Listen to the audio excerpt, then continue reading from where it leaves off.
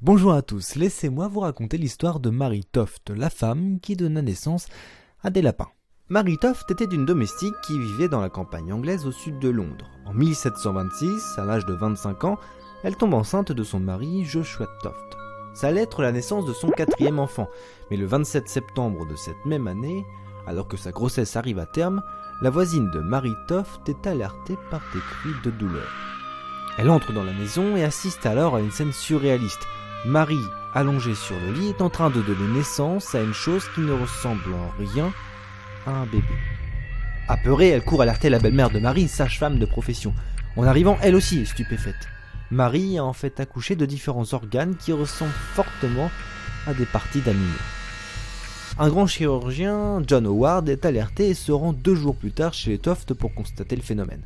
Il étudie les différentes parties organiques qui auraient été délivrées par Mary Toft. D'abord très dubitatif concernant cette histoire, il est stupéfait lorsqu'il assiste de ses propres yeux à un 2e accouchement. Marie vient cette fois-ci de donner naissance à un lapin. Abasourdi, il annonce sa découverte à Londres. Le public s'empare alors de la nouvelle et de nombreux médecins se mettent à étudier le phénomène. Au cours des mois suivants, Marie donne naissance à 17 autres lapins, tous morts à la naissance. Des explications plus ou moins scientifiques sont avancées par chacun. Moi je dis que le mari est un chaud lapin. Marie raconte qu'alors qu'elle était enceinte de 5 mois et travaillait dans un champ, des lapins l'ont fait sursauter.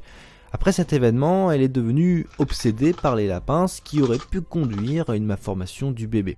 En effet, on pensait à l'époque que le mental avait une très forte influence sur la formation du fœtus.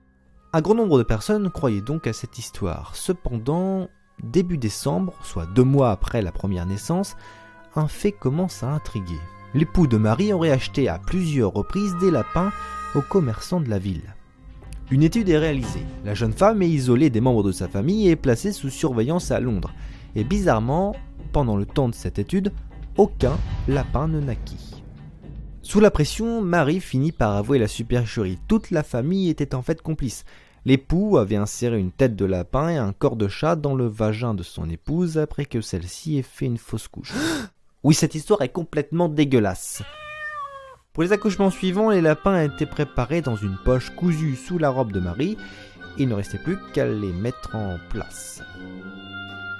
Marie, qui avait soif de célébrité et d'argent, fit finalement 5 mois de prison et mourut très pauvre à l'âge de 62 ans. Au passage, elle ridiculisa la profession médicale et la carrière de quelques médecins fut complètement ruinée.